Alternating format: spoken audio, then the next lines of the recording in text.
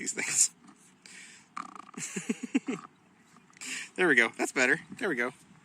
It was such a beautiful day out today that we thought we'd do part 2 of RAELYNN'S story. So what do you think about that, RAELYNN?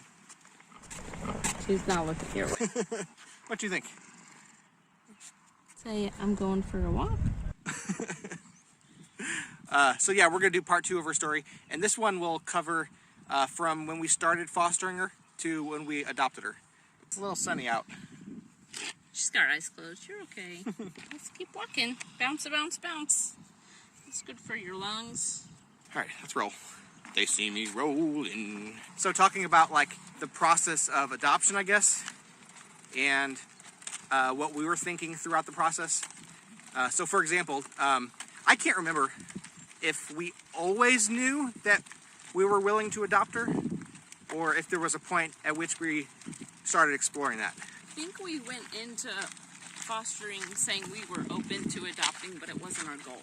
Yeah, based on the circumstances and if that was the need. So just kind of like how it came about. She was 17 months old when we brought her into our home, and she was almost 6 when we adopted her. So we fostered her for that long, and there were several reasons for that.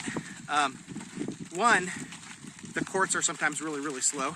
We knew by the time she was about 4 that we would adopt her, and it still took about 2 years almost to get everything straightened out. I don't think it normally takes that long. I think it being from 17 months old to 4 is normal. I think it's normal for the system to be really slow to make sure that really is what they want to do. Yeah. But I think ours took longer just because her adoption lawyer was telling us, don't jump into this. Not to not adopt her, but to get everything straightened out first. Yeah, to make sure that she had resources in place. And we knew at that point, like, no one was going to come in. We knew she was ours. Yeah. So it was like, that was just a formality. Right. And I'm not sure how much of this I'll leave in, but one thing about adopting out of foster care is that there's financial things involved in that. Like when a kid is in foster care, they have Medicaid. They have Medicaid. They have certain expenses that are covered, and then when you adopt out of foster care, a lot of that stays in place, and that actually saves the taxpayer money by doing it this way. Yeah, because they're giving the child still. They keep their Medicaid, and the parents are still getting the subsidy that helps them provide food and clothes and take care of, especially like a special needs kid.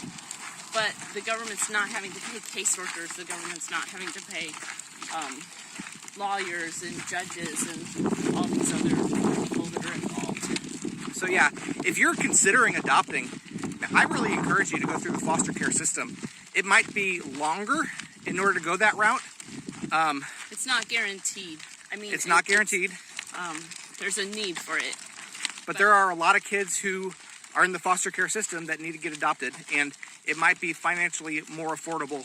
And I know that's only one aspect of things, but to go that route. You were saying about you should look into fostering. What I always hear people say is, oh, I couldn't do that because I could not. I would just be so heartbroken if I had to give the child back. Right. But I always tell people, like, that's who we need to be foster parents. Right. People who will be so attached that they will be heartbroken to give the child back, because that's the person that's going to take the best care of those children. I mean, that's good. They're the right parent. We need people to have broken hearts over these kids. And they're hurting. You're volunteering to hurt with them. They're already hurting. Right. You're coming alongside to be vulnerable and willing to hurt with them in order to help them. So that's all kind of like the process of adoption. I also kind of just want to talk about, and probably the bigger part of what people will be interested in, is RAELYNN'S medical condition from when we started fostering her to when we adopted her. What changed, what stayed the same, and what kind of we learned in the process of all that. One thing, obviously, let's say the same, is that she had seizures when we started fostering her, and she's obviously has seizures now. So when we adopted her, she still had seizures. Seizures change over time. If you look at the videos from the earliest ones, compared to now, I yeah, guess. her early seizures, she wasn't making a lot of noise. She just did the dramatic movements. And even the dramatic movements oftentimes was very subtle too. It was kind of like she moved her bottom lip and she had a vacant stare kind of thing. Whereas now her tonic-clonic seizures are very explosive. So obviously seizures stayed the same but changed as well. Which still happened. Like a couple of years ago, she was vomiting when she had seizures, and thankfully now she's not. When we first started fostering her, she was bottle fed, but that didn't last very long because she wasn't keeping it down or even sucking very well on the bottle. Yeah, I remember calling WIC and being like, I'm not sure how I'm supposed to be feeding her. It's not working right. And they were like, Abby, you've had 3 other kids, and why can't you feed her? And I was like, she's different, and those kids I just put on the boob and they ate. Right. Like, I can't do that with this kid. And she's different. Like, she just was eating really, really slow. So she got an NG tube pretty soon so that she could feed through her nose. It wasn't too long after that she got her first G button. Are you okay? Yeah. Are you okay? So yeah, she got a G button, and then she ate through her G button for a long time. How long was that? Probably 2 years, maybe? Oh, yeah. And then she got on the keto diet. And the keto diet did help with her seizures. She was never seizure-free. No, I think that they were giving her too many calories. So yeah, she was on the keto diet for how long? 6 months? I don't know how long. It was something like that. It might have been longer than 6 months. I don't know. And it did help with her seizures. It reduced her seizures some. But then she had a different medical problem that was attributed to the keto diet, but we didn't think it really was the keto diet. She had hypercalcemia. Okay, here's what happened. Her digestive system had dramatically slowed down. Her stomach was not emptying contents. Mm-hmm. So we kept going to the hospital for those, and they would slow down her feeds, give her gut rest, and they'd be like, okay, she's eating again, and they'd send her home, and we just kept going back and forth, and I'm like, I think she needs a J tube. And they were like, we don't want to jump to that, and they kept doing that. So all this vomiting and not keeping her food down was making her dehydrated frequently, and she was on a new medication, leucovorin calcium, because she was on the keto diet. She'd been on this medicine about 6 weeks. It was they were like, oh, we need to add this. A side effect of that medication is hypercalcemia. Mm-hmm. You combine that with her being dehydrated, she got a dangerous level of calcium in her. Mm-hmm. And that's when they took her off the keto diet. And that was a mess. That's another drama story. But anyway, she had a medical complication.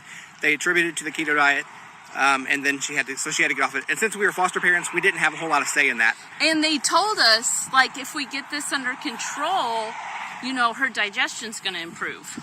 But that was not the problem. So they got that under control. They took her off the keto diet. Her seizures increased, and her digestion was still bad. And I think a month later, she ended up with the GJ tube, like we told them. Right. 2 months before we thought she needed. And so we're not doctors, and doctors are the experts. But you see your child way more than doctors. Right. And a good doctor listens to what you're saying and stuff. Yeah. It's harder for the doctors to listen when you're not the legal guardian. Right. Because they also have caseworkers that don't know the child saying what they want. And her caseworker didn't want her on the keto diet.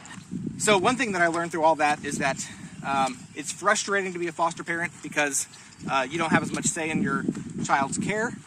However, I think it was also good that we went that route for all the reasons of adopting her that eventually came into play. And we wanted to help the kids in the foster care system. I mean, we wanted to.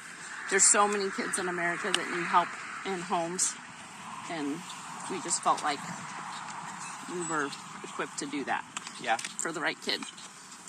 Okay, so that's her feeding and seizures. What other medical complications did she have before we adopted her? Well, when you first said that, I thought you were talking about like her prognosis. Sure. And when we got her, like,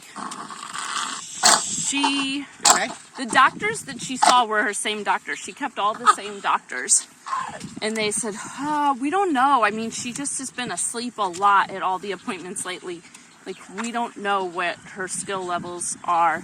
So when we got her, like, the doctors, her pediatrician, her neurologist were very unsure of, like, her future prognosis. No one knew why she had seizures, if it was, you know, caused from something in utero, caused from genetics. No one knew why. And they didn't know her prognosis. I think as she did not make very many improvements, you know, they gradually, the older you get not making improvements, the more they realize things are permanent. So she was peeing on her own all the time. When we got her, she needed help to go poop pretty early on. She was digesting food once we got it in her stomach on her own. She didn't have issues with her movements and her range of motion, just because she was littler then. Her bones were not softer than normal then. Some of her disability is just from what happens when you're a quadriplegic for this many years. It's just hard on your body to not use it. One more thing kind of throughout all this, these are the years that really secured in our minds how beautiful Raelynn is the way that she is, I guess. You know what I'm saying? Like, we heard a lot of people throughout this process say they're praying for Raelynn and they just know she's going to get better and all that.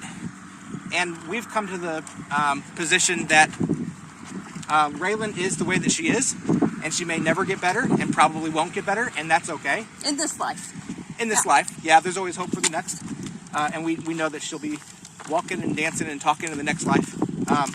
But this life really isn't about being in perfect physical health. But what I often say is that Raelynn helps us be better people right now.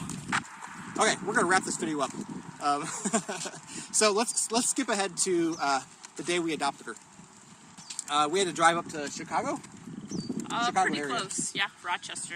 They have you, I mean, you go into like the full courtroom kind of situation, and they basically ask you, are you willing to take care of all of her responsibilities forever? If you've seen a courtroom wedding, it's very similar. It just all seems, because it is, very official.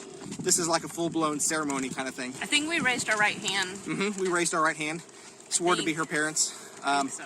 Then they took us back into like an extra second room, and they gave all the kids stuffed animals. And then after that, we spent the rest of the weekend in that same area, and we just had like an adoption celebration. Yeah, we went on an adoption vacation. That night we took both sets of grandparents and all the kids to like a cook the food on the table place. It was a Japanese restaurant? Yeah. With the fire on the table. Yeah. Amber said, I thought I was gonna die when the fire... If I have a clip, I'll throw it in here.